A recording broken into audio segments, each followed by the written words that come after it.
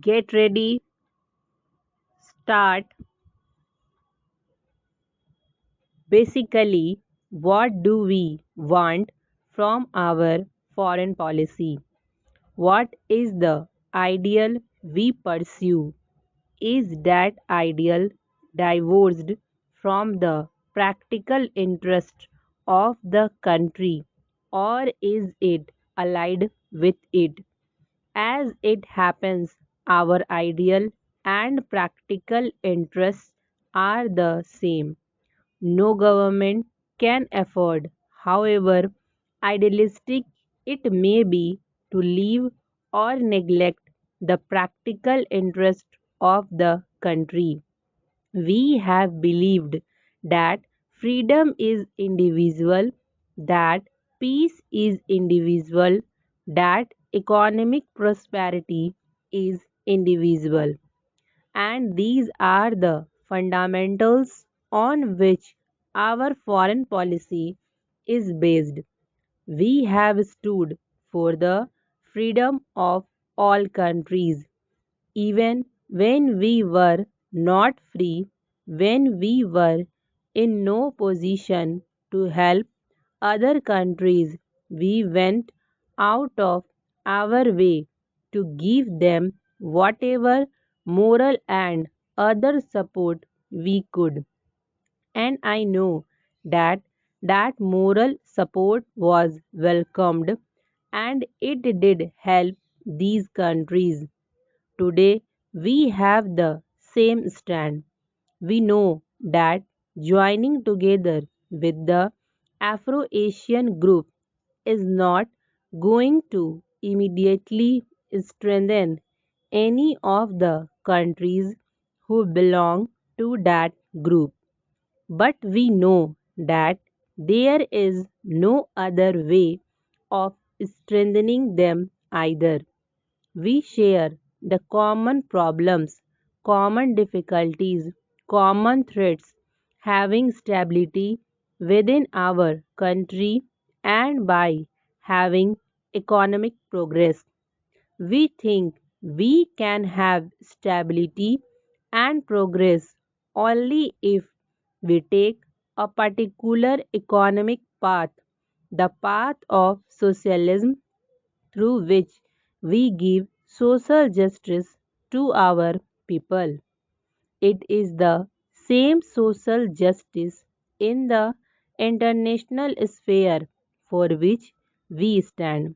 We believe that while there is poor nations and rich nations, there is bound to be tension.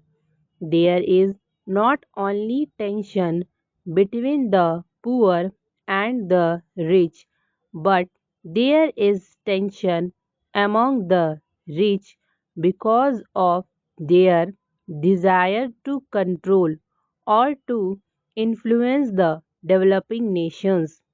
This is how, in the past, most wars took place, and this is the reason for much of the tension today.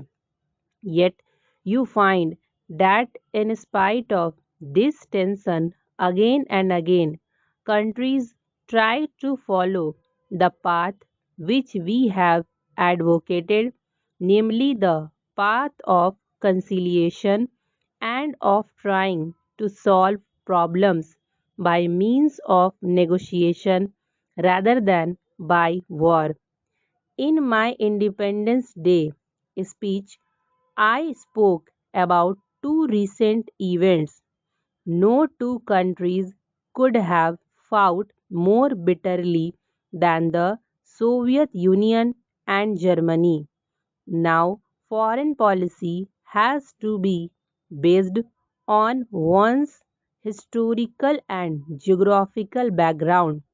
That is, we see the world from where we are. Other countries see the world from where they are. So, we cannot possibly see it from exactly the same angle.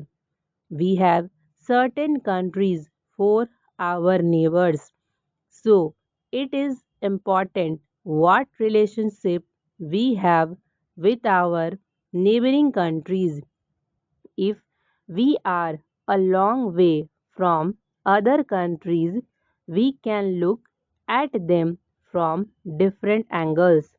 We also find that in the making of the foreign policy of any country, and perhaps especially of India, there are certain intangible elements which are just as important or decisive in forming our point of view.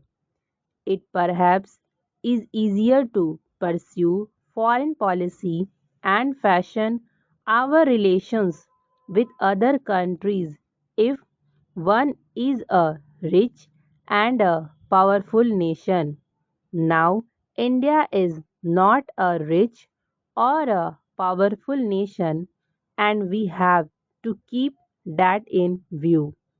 It is no use going as we are, but we have made up for our lack of riches and power with some other quality earlier because we were in the forefront of the freedom struggle that gave us a certain influence.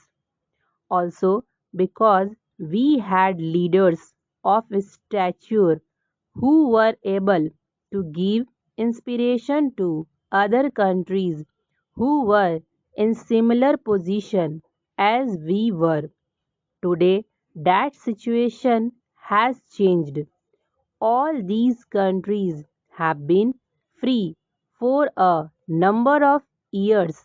They are all trying to stand on their own feet, and none of them would like to be guided by any other country. They would like to have friends, but they would not like to feel that any one country is superior to them. We ourselves perhaps would not like that position. So we can understand that other countries, and especially countries which are smaller, do not like the position, and we should be very careful that at no time we give an impression that we are wanting to take a leading position. That would immediately mean that we are trying to push them towards a somewhat backward position. So, when we find ourselves in the situation which were in, that is in an extremely difficult economic and political situation where you do not have power, then either you have to stand firm on your convictions and try to strengthen yourself, or you strengthen yourself through alliances. As I said earlier, there are people in our country who think that we could ally ourselves with some people, and perhaps that way we would be safer, and I think the feeling of security which one would get could be rather deceiving.